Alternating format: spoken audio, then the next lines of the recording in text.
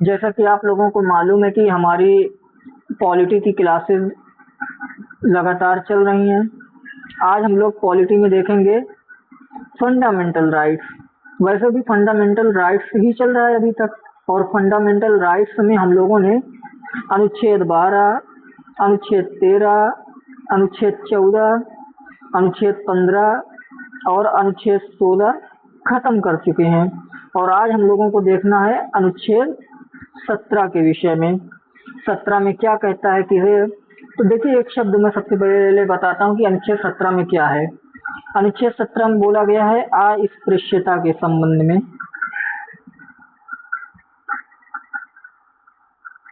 अस्पृश्यता, चलिए इसे एक एक करके समझते हैं। जैसा कि आप लोगों को मालूम होगा और आप लोग वीडियो में भी देख सकते हैं कि मैं वीडियो बताता हूं, जो पत्रकार रवीश कुमार जी हैं उनका बहुत ओल्ड या पुराना एक इंटरव्यू है, जिसमें दिखाया गया है कि बिहार के एक ब्राह्मण जाति के और एक एससी या एसटी जाति के हैं। तो उनमें दिखाया ये गया कि ब्राह्मण जाति की जो है वो एक चारपाई पर बैठी हैं, और जो एससी जाति का व्यक्ति है वो एससी जाति का व्यक्ति जमीन पर ही बैठ जाता है। तो इस पर रवीश कुमार जी कहते हैं कि भाई आप भी इस चारपाई पर बैठिए, अगर आप नहीं बैठेंगे तो हम भी नहीं बैठेंगे आपके बराबर, क्योंकि संविधान ऐसी इजाजत ही नहीं देता कि भेदभाव की जाए। मतलब समझ सकते हैं कि हम लोग देखते हैं हिंदू धर्म में 4 वर्ण हैं, और उन वर्ण के नीचे उपजातियां आती हैं, और जो उपजाति नीची मानी जाती है उसके साथ उच्च वर्णों का जो संबंध होता है वो भेदभाव वाला रहता है। तो इसी भेदभाव का एक अलग रूप है सामाजिक। उस सामाजिक रूप को ही कहते हैं अस्पृश्यता।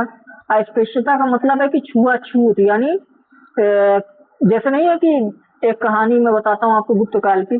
गुप्त काल में जो चांडाल होते थे, जो निषाद वगैरह होते थे, वो लोग जब चलते थे ना, तो जैसे मान लीजिए ये हैं, तो इनके पीछे झाड़ू लगा होता था और इनके सामने एक टोकरी या मिट्टी का बर्तन लगा होता था, ताकि इनका जो पसीना है वो गिरे इसमें, और जो इनके पैर का निशान है रोड पर पड़ रहा है वो झाड़ू के द्वारा मिटता जाए।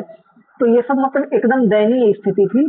तो इन सभी को मिटाने के लिए जो संविधान में प्रावधान किए गए हैं उसके बारे में देखेंगे।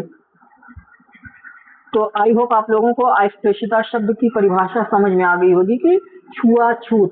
दूसरी चीज ये जो अस्पृश्यता शब्द है इसे हमारे संविधान ने परिभाषित नहीं किया, तो संविधान में परिभाषित नहीं है। तो चलिए अब एक एक करके अब देखना शुरू करते हैं हम लोग। सबसे पहले अनुच्छेद 17 अस्पृश्यता का उन्मूलन, इसके विषय में देखेंगे। तो देखिए अनुच्छेद 17 कहता है कि अस्पृश्यता को समाप्त कर दिया गया है और किसी भी रूप में अस्पृश्यता का पालन अपराध माना जाएगा। मतलब यहाँ दो चीज बोली गई है, एक तो छुआछूत खत्म हो चुका है, दूसरी चीज जो इसे मानेगा वो गुनहगार है, वो जो है कानून की नजर में गलत माना जाएगा, उसे जो है उसके कार्य के बदले में उसे दंड दिया जाएगा। अब देखते हैं इसके मुख्य बिंदु की अस्पृश्यता किस आधार पर होती थी।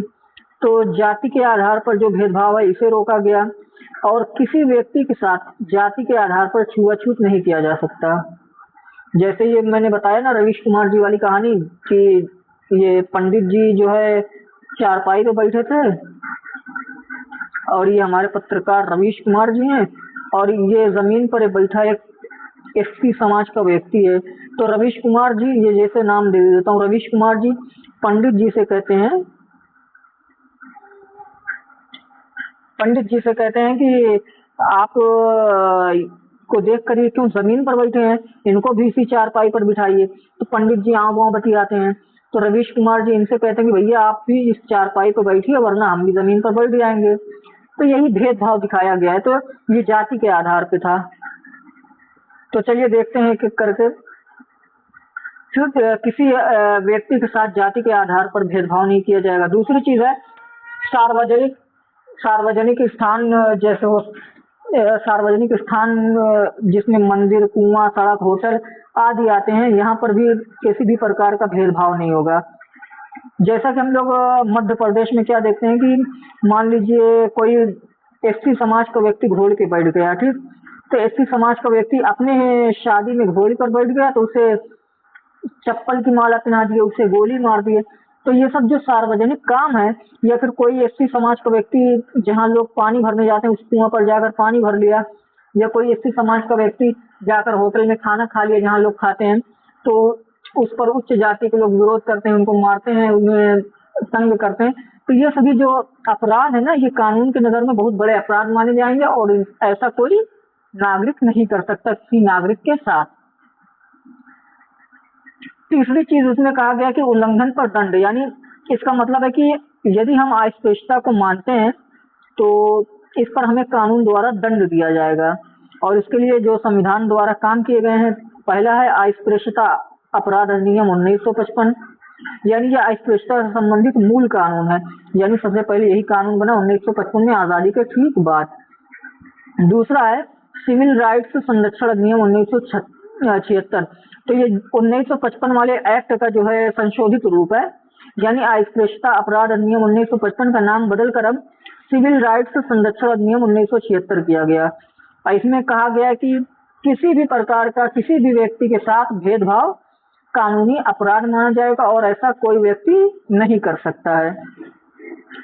उदाहरण में देखा जाए तो मंदिर प्रवेश वाला, जैसे यदि किसी व्यक्ति को उसकी जाति के कारण मंदिर में प्रवेश से रोका जाए तो यह अनुच्छेद 17 का उल्लंघन होगा।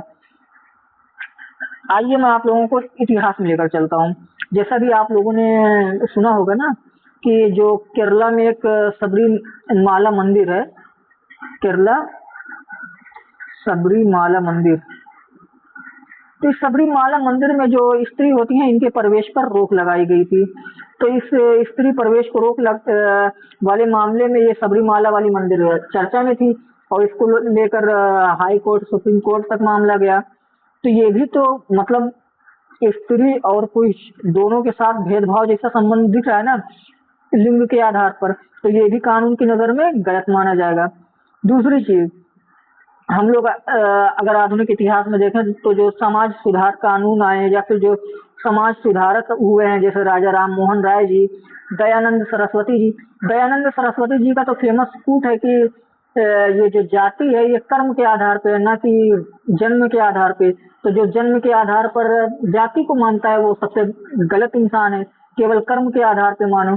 और मुझे लगता है कि ये जाति प्रथा वगैरह की वजह से, मतलब जाति प्रथा का जो गलत रूप था, इसकी वजह से भी कहीं ना कहीं हमें आजादी मिलने में समय लगा, क्योंकि इससे समाज में द्वेष का पता चला। जो समाज का एक वर्ग है उसको गिरी निगाह से लोग देख रहे हैं और समाज का एक वर्ग जो है उसको बहुत ऊंची निगाह से देख रहे हैं।